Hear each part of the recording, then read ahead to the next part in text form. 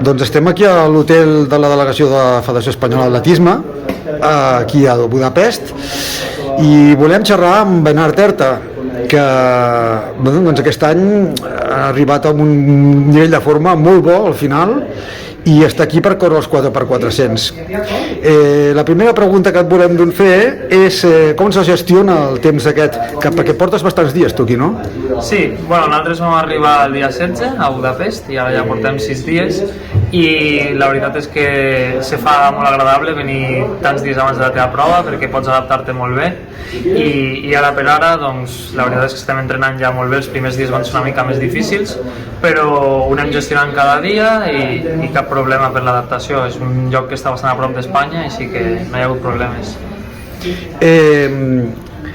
Has arribat en molt bona forma, has fet uns 45-89, t'has quedat amb molt poc de la teva marca.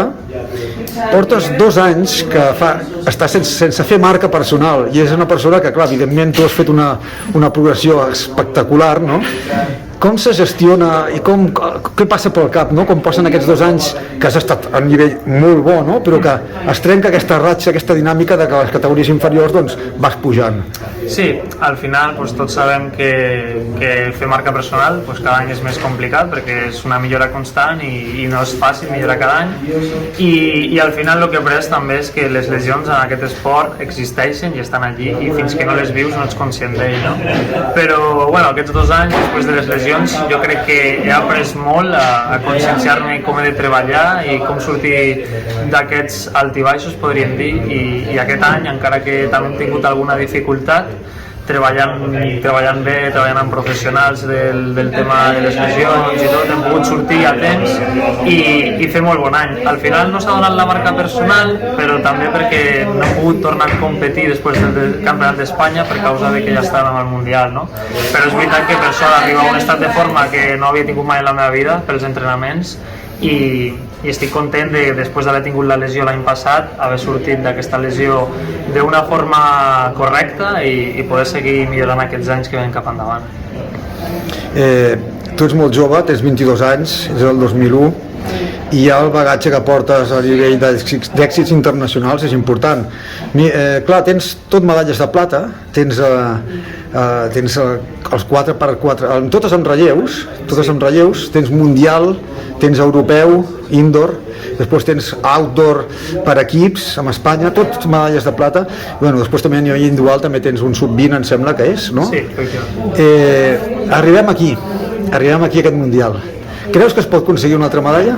Bueno, a la prova que disputem, que és el 4x4 i que són relleus, al final tot és possible perquè és una prova que cada any canvia molt, que aquest any sobretot portem un equip molt potent pel que sembla i jo no descartaria pas que es pogués fer una medalla, no sé si més endavant o més endarrere, però és algo que pot ser factible. Al final hi haurà molts equips bons, però passaran moltes coses dins les coses. Primer s'ha de pensar en passar a la final, esclar, que és el dia 26, la semi, i una vegada en la final doncs, pot passar moltíssimes coses perquè ja els equips estan molt iguals. Potser hi ha algun favorit com els Estats Units, que sempre és el gran favorit, però clar, no és una prova que puguis assegurar-te qui guanyarà o qui no, perquè sempre acaben passant coses bastant estranyes, podem dir. Una pregunta una mica així complicada. Sincerament, creus que sortiràs en el relleu 4x400 titular? Bueno, això encara no ho sabrem fins al dia anterior i jo personalment no sé res. Sí que és veritat que per la meva part puc dir que estic molt en forma i que sembla ser que podré ser integrant d'aquest relleu, però bueno, ens haurem d'esperar el dia abans per saber-ho, però almenys en el meu estat de forma jo puc aportar la meva millor versió i espero que el seleccionador doncs, tingui en compte. Esperem que sí. I l'última pregunta també una mica complicada sobre els criteris de la Federació Espanyola d'Atletisme, que els teus companys de relleu Usillos i Canyal s'hagin quedat només a 2 centèsimes escaig de poder anar-hi. Com ho valores tu això? Bueno, sincerament és una mica trist perquè sabem que els atletes al final tenim un procés molt llarg d'entrenament i ens esforcem molt per arribar a cites com aquestes, que a ells els feia moltíssima il·lusió perquè a més de companys de relleu són molt amics meus i pues, tenim un contacte molt proper i és trist que no hagin pogut entrar a un campionat per tan poca diferència. Jo entenc que s'han de fer uns criteris i que s'han d'aplicar de tant en quant, però poden haver-hi casos excepcionals, com justament han tingut aquests tots dos companys meus, l'Òscar i l'Iñaki, on jo crec que aquest campionat els hauria anat molt bé per a fer marca personal, perquè l'estadi és un estadi increïble, on cors moltíssim, i també per ser competitius. Al final hem vist la competició de 400 va començar abans d'ahir, si no m'equivoco, sí, abans d'ahir, i hi ha hagut moltes marques personals perquè l'estadi és molt bo i gent que portava marques com ells doncs han pogut fer una personal best molt millor.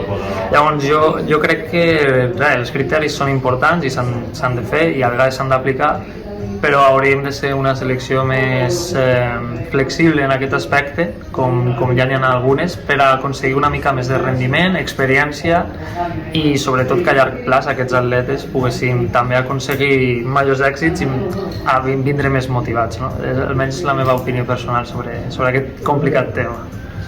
Doncs bé, veient com sembla que estàs en molt bona forma i tant ells també, esperem veure'ns de nou en la zona mixta i amb unes bones notícies després d'haver fet les primeres eliminatòries. Moltes gràcies.